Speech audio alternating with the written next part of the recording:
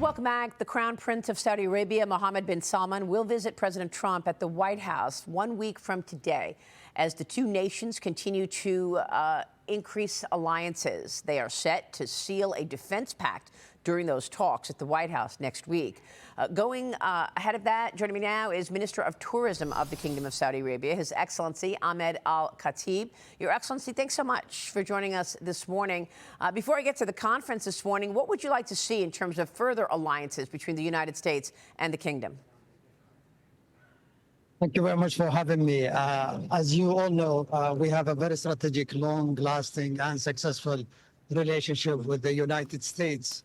President Trump was here last May, and we had a very successful visit. His Royal Highness, as you said, upcoming visit will be definitely, it will build on all the discussion that they had. And since May, a lot of things have changed in the region, and therefore this is very important visit. It will continue to build on the very solid relationship between the two nations. Yes, Minister, tell us what has changed in the Kingdom of Saudi Arabia. I mean, you're now at the Rise Summit. This summit begins today in Riyadh, bringing together business leaders, government officials, investors to try to reshape the global tourism industry and continue to increase tourism there. Saudi Arabia has seen a 102% surge in international tourism this year compared to 2019. Can you tell us a little more about what has changed in the Kingdom of Saudi Arabia since that trip? I mean, the International Monetary Fund has raised Saudi Arabia's economic growth forecast to 4% for this year and 2026. And of course, President Trump secured an historic $600 billion investment deal with the Saudis in defense, energy, technology, and critical minerals. We spoke about this when I sat down with the Crown Prince back in 2017 in Riyadh. He told me about starting the futuristic city project in Neom.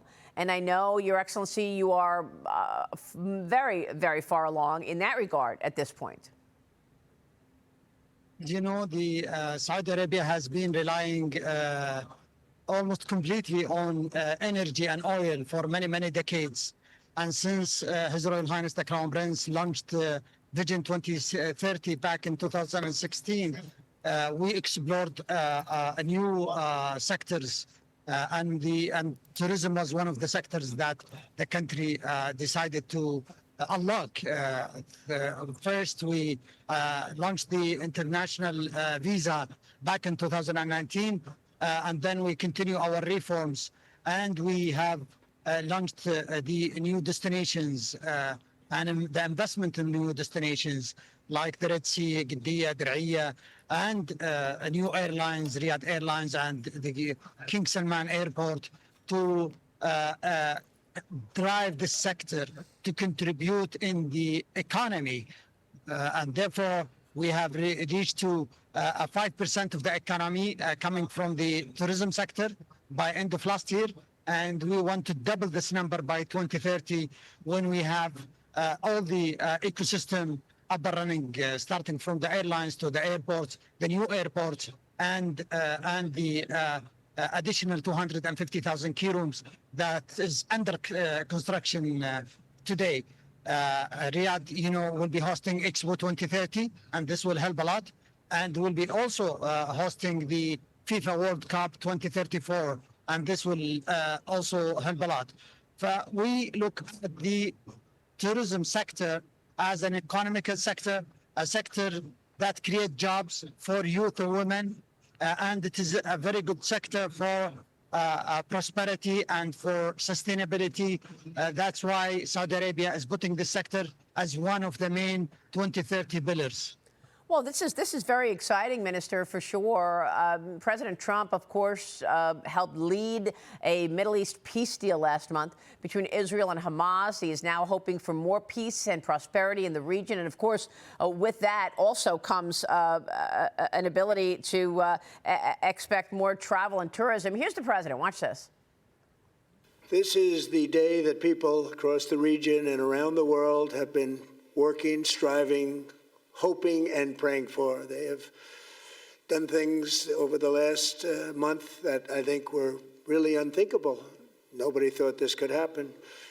With the historic agreement we've just signed, those prayers of millions have long last. We have peace in the Middle East, and it's a very simple expression, peace in the Middle East, and we've heard it for many years, but nobody thought it could ever get there, and now we're there. The rebuilding begins. The rebuilding is maybe going to be the easiest part. I think we've done a lot of the hardest part because the rest comes together. We all know how to rebuild, and we know how to build better than anybody in the world. So, Your Excellency, so much has happened in the last 9 months. I mean, Kazakhstan, by the way, the latest country to join the historic Abraham Accords. Has this all played a part in your growing tourism and economic prosperity as you and your colleagues there in Saudi Arabia continue to try to expand the economy out beyond just oil and gas? Despite that the conflict, youth political conflict, is a little bit far away from Saudi Arabia. However, it is in the Middle East, and it is definitely impact the sector. Closer countries to the conflict impacted much more than the Gulf states, and therefore any settlement will help a lot this sector and the Middle East in general. We are expecting the numbers to grow faster, and that's why we launched the first and the biggest travel and tourism conference called Tourize here in Riyadh, where 7,000 people gathering now in Riyadh from the public sector and the private sector to discuss the outlook and the future of this sector at a global level. And of course, so much conversation about Diriyah and UNESCO World Heritage Site, birthplace of the kingdom, and an ancestral home of Al Saud, as part of the cultural heritage there. Your Excellency, what message do you want to send to global potential visitors in terms of what you're doing there in Saudi Arabia with regard to tourism? I promise them they will enjoy when they visit Saudi Arabia. They enjoy our culture. They will enjoy the Arabian hospitality and the Saudi hospitality. They must come and experience the virgin and beautiful Red Sea coast and the history in Al Ula and in Diriyah, as you mentioned. We have a beautiful country. We are a very welcoming nation. And we are providing a modern, new, and different experience. We welcome our visitors from all around the world, including the United States. Wonderful. We'll be watching. Your Excellency, thank you very much. Ahmed Al Khateeb joining us. We'll be right back.